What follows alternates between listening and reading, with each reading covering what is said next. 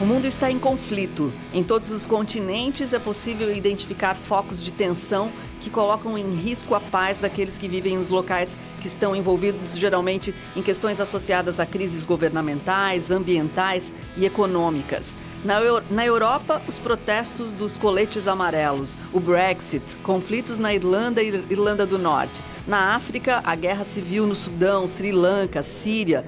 Na América, protestos contra o governo de Maduro na Venezuela, o muro entre México e Estados Unidos e muito mais. Mas afinal, que mundo é esse?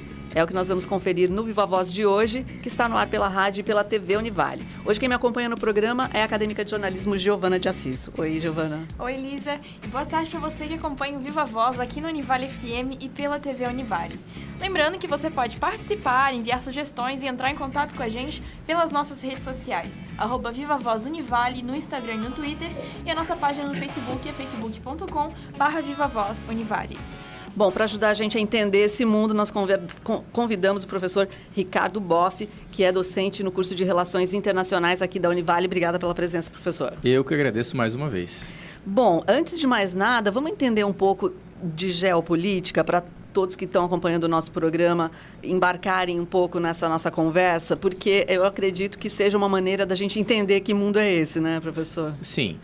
O termo geopolítica, para entender o significado, divide ele em dois, geografia e política. Então, como a política é definida em termos de poder, geopolítica significa a disputa pelo poder em termos territoriais.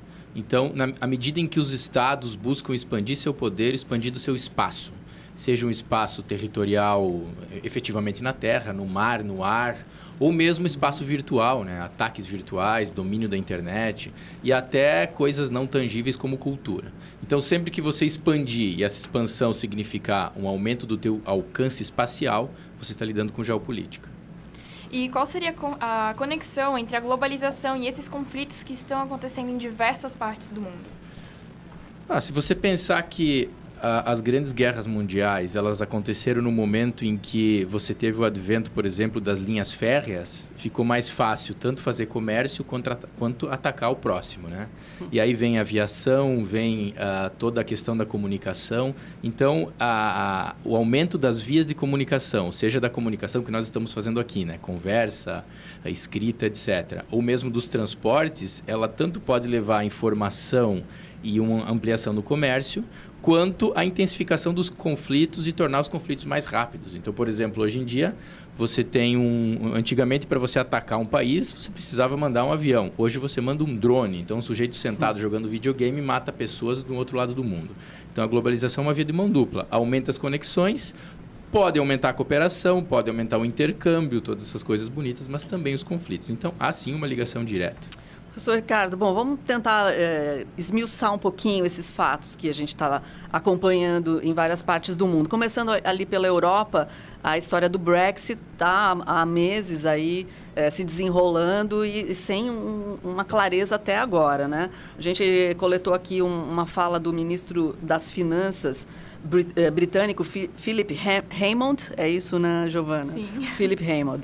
E ele disse o seguinte, que o Brexit está criando incerteza sobre o cenário econômico, né? E isso envolve outros países ali que estão esperando a posição ali do Reino Unido. Como é que você vê essa situação? O que a gente pode entender nesse espaço? Eu acho que a questão da globalização que foi levantada é legal para explicar, porque a União Europeia ela vem sendo construída desde depois da Segunda Guerra Mundial, né?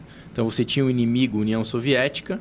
O que a Europa fez? Como a Europa é uma série de países que nunca conseguiram se entender direito, bom, temos um inimigo maior, vamos nos unir. Então, desde os anos 50, a partir do carvão e do aço e tal, a União Europeia vem crescendo aos poucos. Então, é uma construção de 70 anos e que cada vez mais interligação em todos os sentidos. Ou seja, a economia é profundamente interligada. Então, a indústria alemã, ela pega produto da Polônia, da República Tcheca, dos países nórdicos, dos países latinos, de todo lugar, e o Reino Unido da mesma maneira. Então, essa inter-relação produtiva, a imigração, então o europeu pode trabalhar em qualquer lugar, pode estudar em qualquer lugar, eles têm muito dessas coisas.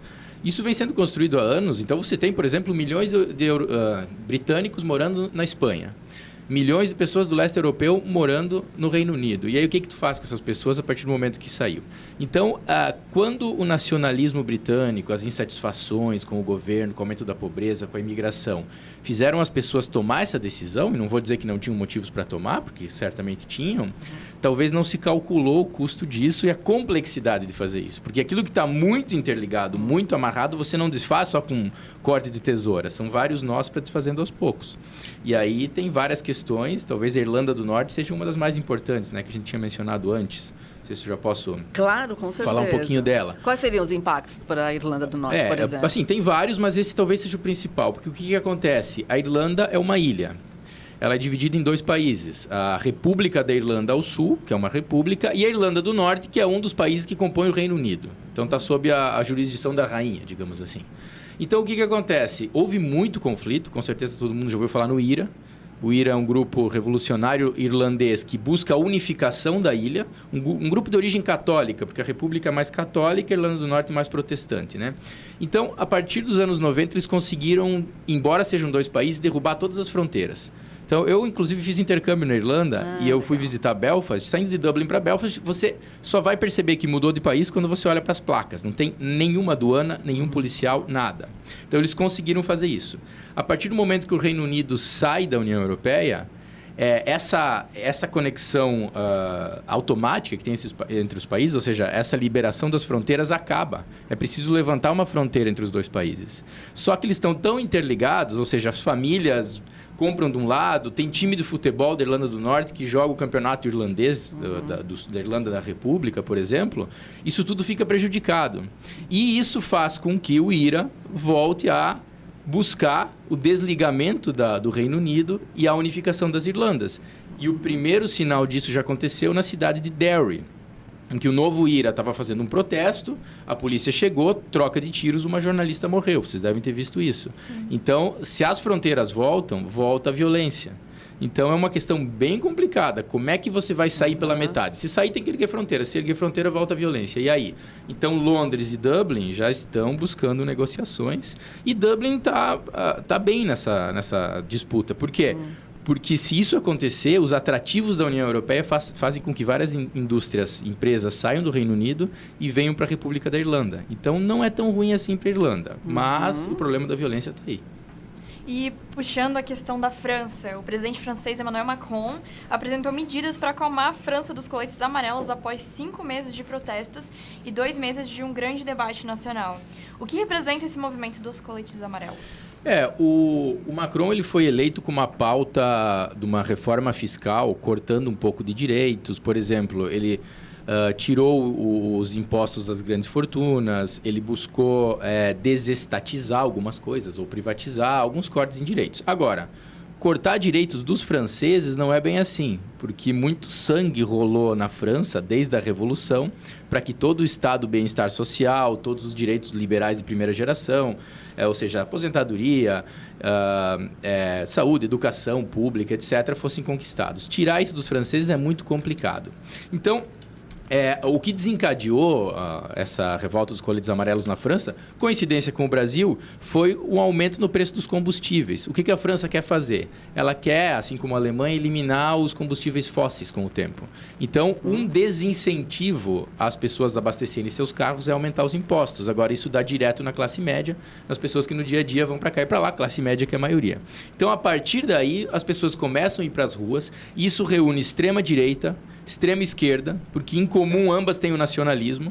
Ou seja, então, e dessa pauta vem corte, por exemplo, nos direitos dos trabalhadores das vias férreas francesas, desnacionalização de setores da educação, diminuição nas pensões. Então, o Macron está começando a ceder algumas coisas, por exemplo, aumenta as pensões públicas pagas pelo Estado, dá uma diminuição tanto nos impostos dos combustíveis quanto impostos que atingem a classe média. Então, tá essa briga. É um pouco parecido com o que está acontecendo no Brasil. Um governo que busca cortar gastos, e isso implica em certa retirada de direitos, inclusive trabalhistas, e, por outro lado, uma população que resiste, porque essa população sabe o quanto custou a construção desses direitos.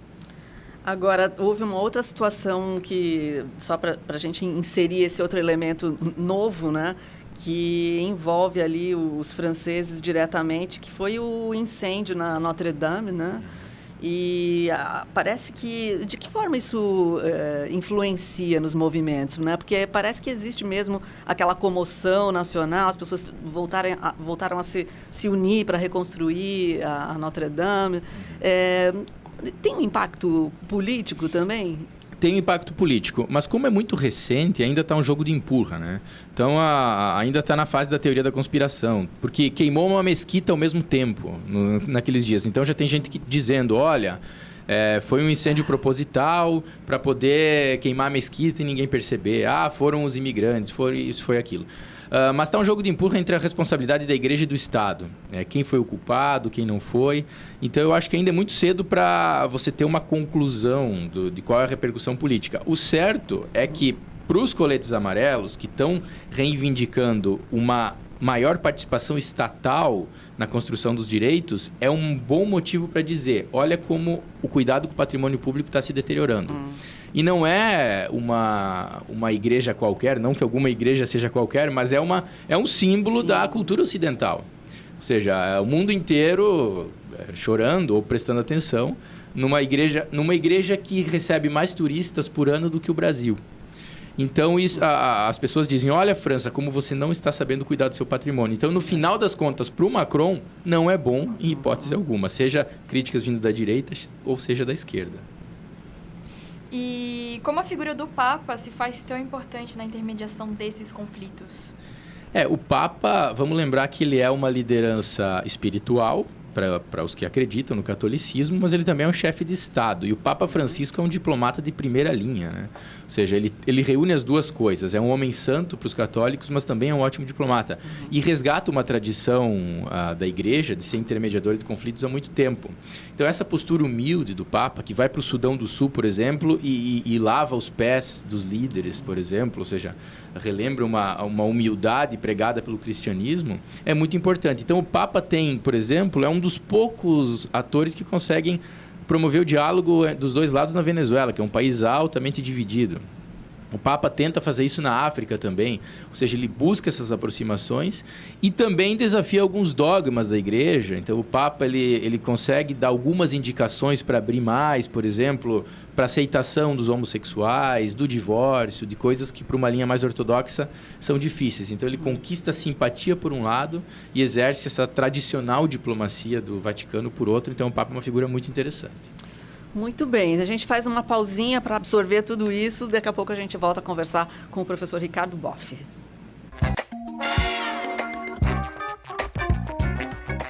Já estamos de volta aqui com o Viva Voz. Hoje a nossa conversa é com o professor Ricardo Boff, do curso de Relações Internacionais. Agora a gente vai puxar a pauta pro Sudão. Enquanto isso, as mulheres são maioria nos protestos que derrubaram o ex-presidente Omar al-Bashir. Ele estava no poder desde 1989, após um golpe que derrubou o governo eleito democraticamente. Qual a importância de um símbolo para um protesto, como essa mulher, a mulher está sendo para esse protesto lá no Sudão?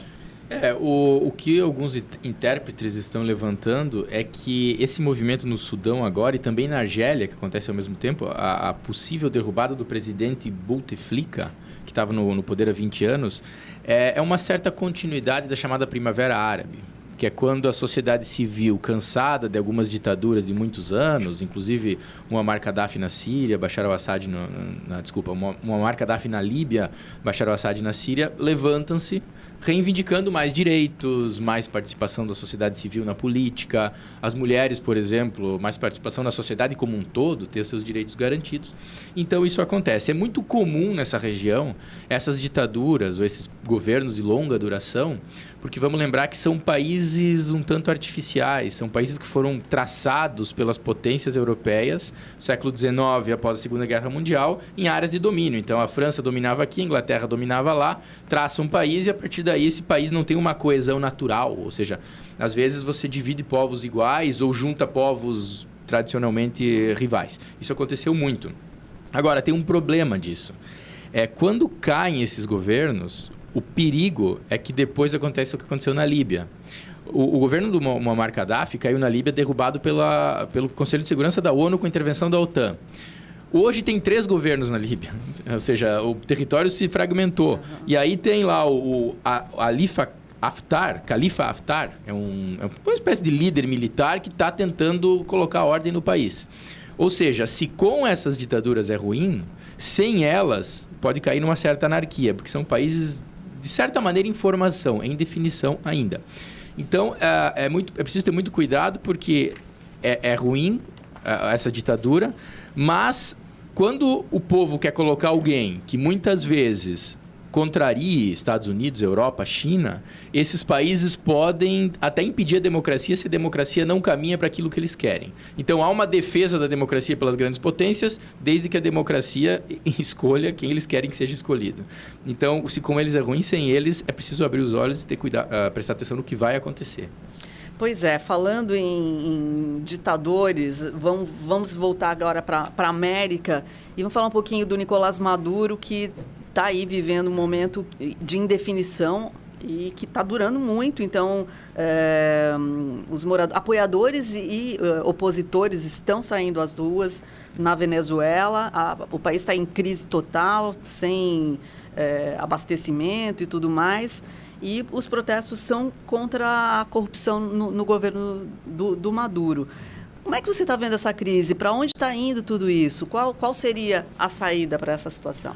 A crise é impasse. Nesse momento, eu não vejo saída a curto prazo, porque a Venezuela é uma sociedade dividida há muito tempo, ou seja, desde a eleição do Hugo Chávez, imediatamente se armou um grupo oposicionista que queria derrubar o Chávez, e aí, desde então, Chávez e Maduro têm uma escala autoritária, mas, por outro lado, tem uma oposição que também não se furtou a usar meios autoritários e com apoio externo, especialmente dos Estados Unidos.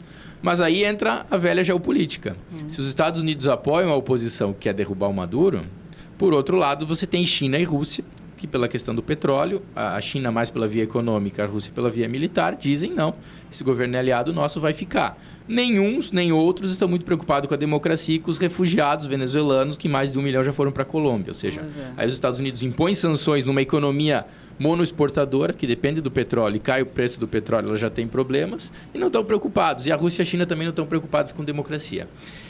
Então, eu acredito que o problema da Venezuela só vai se resolver no dia em que as grandes potências chegarem a algum consenso, porque a Rússia joga com a região dela. Se os Estados Unidos fazem concessões na Síria e na Ucrânia, talvez ela faça concessões aqui. Ou seja, é uma carta. Que ela não vem na Venezuela só por amor ao Maduro.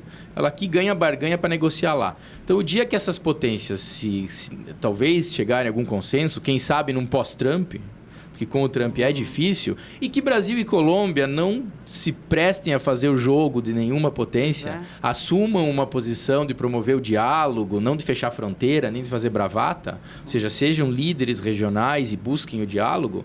O Mujica disse o seguinte, ele aprendeu com Napoleão, é preciso dar ao inimigo uma porta de saída. Então, ele não defende o regime Maduro, mas ele defende que se dialogue e que se dê ao Maduro uma saída honrada, porque senão ele não vai aceitar em hipótese alguma. Então seria por aí construir alguma coisa a médio prazo. Como é que você está vendo a ação do Brasil nesse momento, nessa história? Eu acho muito ruim, porque o Brasil simplesmente compra uma agenda dos Estados Unidos por uma defesa de uma ordem ocidental, e o Brasil não é um país ocidental. O Brasil é um país latino-americano, porque é negro, porque é índio, porque é europeu também, ou seja, é outra coisa.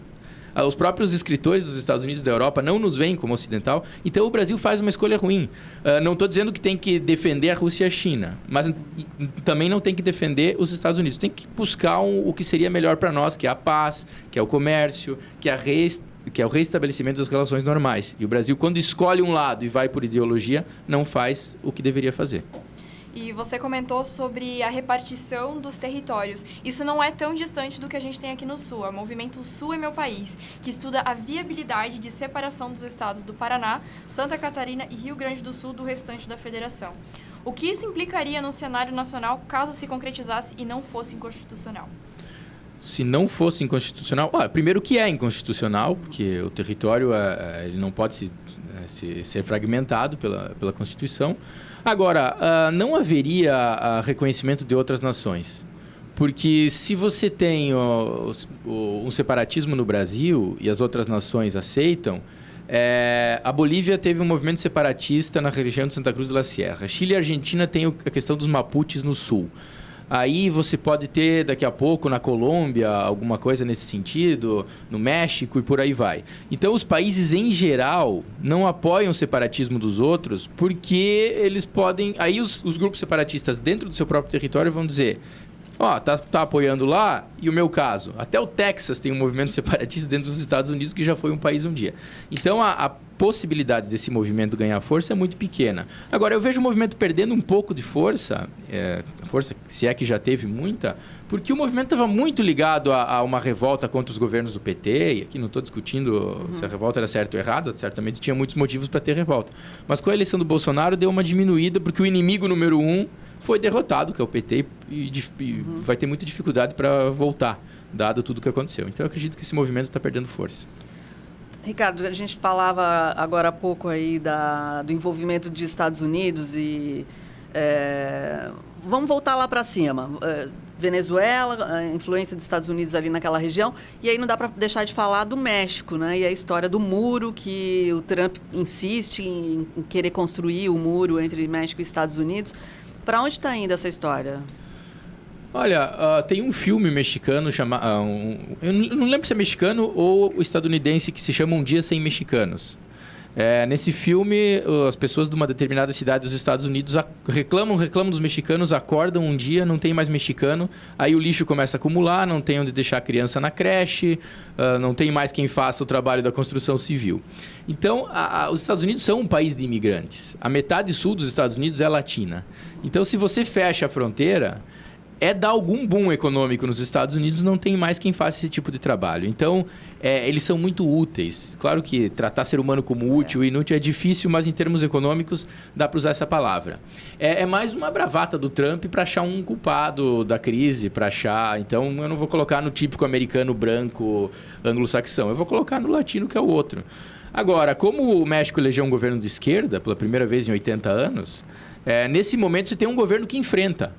Então, se de um lado você tem o Trump dizendo que vai construir o muro, você tem o López Obrador dizendo que vai enfrentar em alguma medida os Estados Unidos. Isso significa que, pelo menos enquanto tiverem os dois no poder, e o López Obrador vai ficar por 6 anos, e o Trump a gente não sabe que tem a reeleição, o comércio vai continuar acontecendo, mas a tendência é que os países, em termos de circulação de pessoas, realmente continuem separados, e isso deve prevalecer por um bom tempo.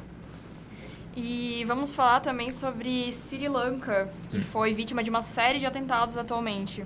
As explosões mataram cerca de 207 pessoas.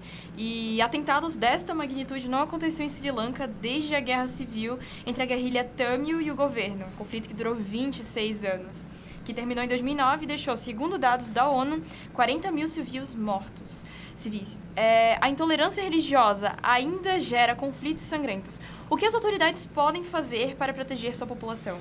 Olha, é muito complicado, porque tem estudos que dizem que a intolerância religiosa ela nunca vem sozinha.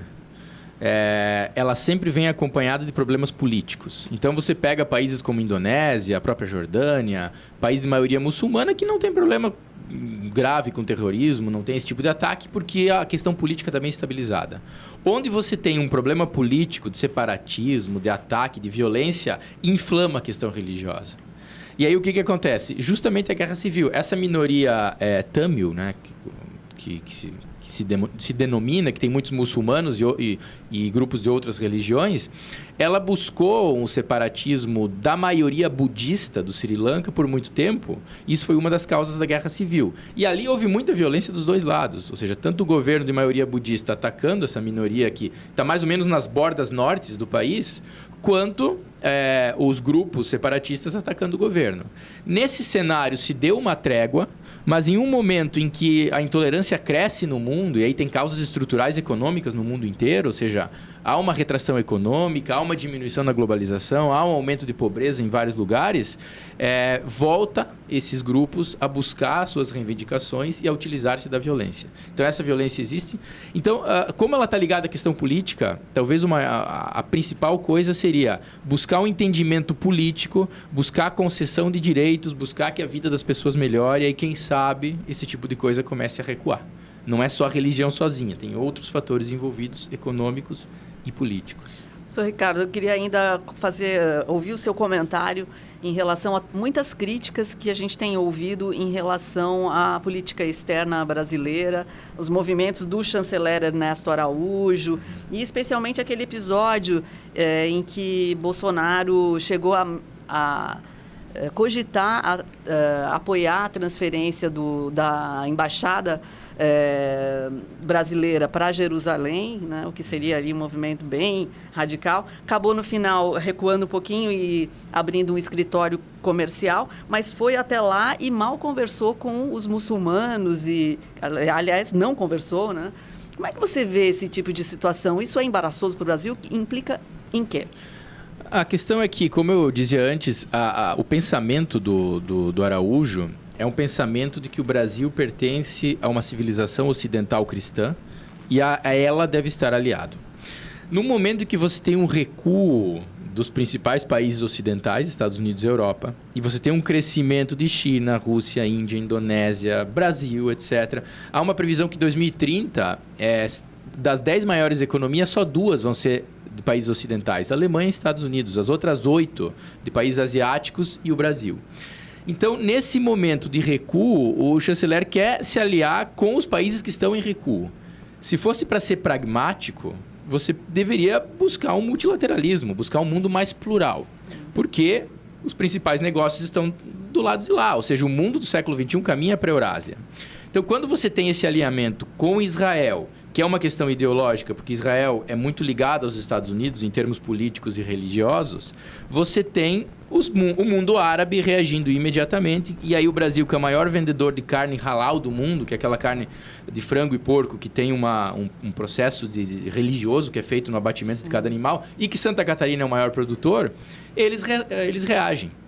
E não só o mundo árabe. A Rússia encontra uma substância química no soja brasileiro.